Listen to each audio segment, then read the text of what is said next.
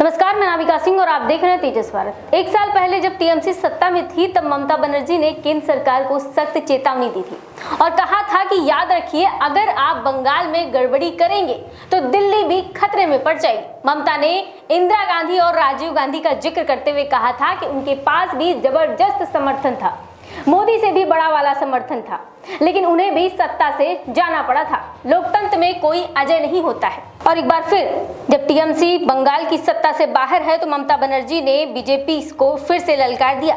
कहा है कि वो दिल्ली की सत्ता को हिला देंगी। और जब तक बंगाल के सीएम थी तब तक कुछ बंदिशें भी थी, लेकिन अब जब कोई बंदिश नहीं है, क्योंकि बंगाल चुनाव हारने के बाद ममता बनर्जी कोलकाता के बंद कमरों में हार के आंसू बहाने के बजाय एक नई रणनीति की पटकथा लिख रही है। एक ऐसी रणनीति जिसका मकसद सिर्फ बंगाल वापस पाना नहीं, बल्कि साल 2029 में देश की राजधानी दिल्ली की सत्ता से बीजेपी को आउट भी करना है। ममता ने बीजेपी के खिलाफ बड़ी कार्यवाही का ऐलान कर दिया है और ममता की इसी चुनौती को लेकर आज हम अपनी रिपोर्ट में बात करेंगे। तो पश्चिम बंगाल की राजनीति में बड़ा उलटफेर होने के बाद अब तृणमूल कांग्रेस प्रमुख ममता बनर्जी ने अपना पूरा फोकस दिल्ली की सत्ता पर केंद्रित कर दिया। बंगाल की सत्ता हाथ से निकलने के बाद जहां राजनीतिक विश्लेषक ये मान रहे थे कि ममता बनर्जी अब कमजोर पड़ जाएंगी, वहीं ममता ने साफ संकेत दे दिया है कि उनकी लड़ाई खत्म नहीं हुई है, बल्कि अब और ज्यादा आक्रामक होने वाली है। ममता बनर्जी लगातार भारतीय जनता पार्टी और केंद्र सरकार पर हमले कर रही हैं और विपक्षी दलों को एकजुट होने का संदेश दे रही हैं। उनका कहना है कि अगर विपक्ष बिखर रहा है तो बीजेपी को चुनौती देना मुश्किल होगा, लेकिन अगर सभी दल एक मंच पर आ जाएं तो 2029 में दिल्ली की सत्ता बदली जा सकती है। दरअसल विधानसभा चुनाव में हार के बाद तृणमूल कांग्रेस ने अपनी हार के कारणों की समीक्षा शुरू कर दी है। पार्टी का आरोप है कि चुनाव से पहले मतदाता सूची में बड़े स्तर पर बदलाव किए गए थे, जिससे टीएमसी के पारंपरिक वोटरों को नुकसान पहुंचा। पार्टी का दावा है कि कई सीटों पर हटाए गए मतदाताओं की संख्या जीत के अंतर से भी ज्यादा थी और इसका फायदा बीजेपी को मिला। टीएमसी नेताओं का कहना है कि अगर मतदाता सूची में ये बदलाव नहीं होते तो नतीजे अलग हो सकते थे। यही वजह है कि अब पार्टी इस मुद्दे को राष्ट्रीय स्तर पर उठाने की तैयारी कर रही है।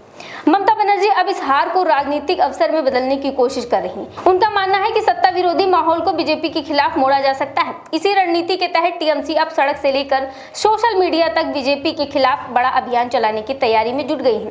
पार्टी बेरोजगारी, महंगाई, कानून व्यवस्था और केंद्रीय एजेंसियों के कथित दुरुपयोग जैसे मुद्दे को जनता के बीच लेकर आएंगी। ममता बनर्जी ने साफ कहा है कि देश में लोकतंत्र और संविधान की मूल भावना पर हमला हो रहा है और विपक्ष को इससे खिलाफ मजबूती से खड़ा होना चाहिए। हाल ही में कालीघाट में हुई पार्टी विधायकों की बैठक में ममता बनर्जी ने बीजेपी सरकार पर जमकर हमला बोला।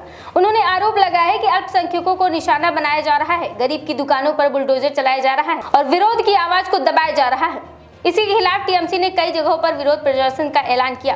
ममता बनर्जी ने यह भी कहा है कि पश्चिम बंगाल बुलडोजर राजनीति में विश्वास नहीं करता और बंगाल की संस्कृति डर और दमन की राजनीति को स्वीकार नहीं करेगी। इतना ही नहीं, टीएमसी अब बंगाल से बाहर भी अपनी राजनीति जमीन मजबूत करने की तैयारी कर रही है। पार्टी की नजर खास तौर पर यूपी, बिहार और झारखंड जैसे हिंदी भाषी राज्यों के युवाओं पर हो रही है, जो बेरोजगारी और महंगाई से परेशान है। मैं आपको बता दें कि सोशल मीडिया पर भी टीएमसी लगातार बीजेपी के राष्ट्रवाद वाले नैरेटिव के मुकाबले रोजगार और अधिकार का मुद्दा उठाने की कोशिश कर रही है। यानी ममता बनर्जी खुद को सिर्फ बंगाल के नेता नहीं बल्कि राष्ट्रीय विपक्ष को मजबूत चेहरे के रूप में पेश करना चाहती हैं। अब बड़ा सवाल यही है कि क्या विपक्ष ममता बनर्जी का साथ देगा? तो इसके संकेत मिलने शुरू हो चुके हैं। राहुल गांधी, अखिलेश यादव समेत कई विपक्षी नेताओं ने पहले भी ममता बनर्जी के मुद्दों का समर्थन किया था। विपक्षी दलों का मानना है कि अगर बंगाल में टीएमसी कमजोर होती है तो राष्ट्रीय स्तर पर बीजेपी विरोधी राजनीति को बड़ा नुकसान होगा। शायद यही वजह है कि समाजवादी पार्टी, डीएमके और दूसरे क्षेत्रीय दल भी विपक्षी एकता पर जोर दे रहे हैं। टीएमसी अब इंडिया अलायंस को और ज्यादा आक्रामक बनाने की तैयारी में है। पार्टी चाहती है कि महंगाई, बेरोजगारी, किसानों के मुद्दे और केंद्रीय एजेंसियों की कार्यवाही जैसे विषयों पर देशव्यापी आंदोलन खड़ा किया जाए। ममता बनर्जी ने साफ संदेश दे दिया है कि वो पीछे हटने वाली नहीं है और बीजेपी को दिल्ली की सत्ता से हटाने के लिए पूरी ताकत से लड़ाई लड़ेंगे। अब देखना दिलचस्प होगा कि विपक्षी दल जमीन पर कितनी मजबूती से एकजुट हो पाता है और क्या ममता बनर्जी की ये रणनीति 2029 के चुनाव तक बीजेपी के लिए कड़ी चुनौती साबित कर पाएगी। फिलहाल इतना तय माना जा रहा है कि बंगाल की हार के बाद भी ममता बनर्जी की राजनीति खत्म नहीं हुई है, बल्कि अब उनकी नजर सीधे दिल्ली की सत्ता पर टिक गई है। फिलहाल आपकी इस रिपोर्ट पर क्या राय है, हमें कमेंट बॉक्स में जरूर बताइए।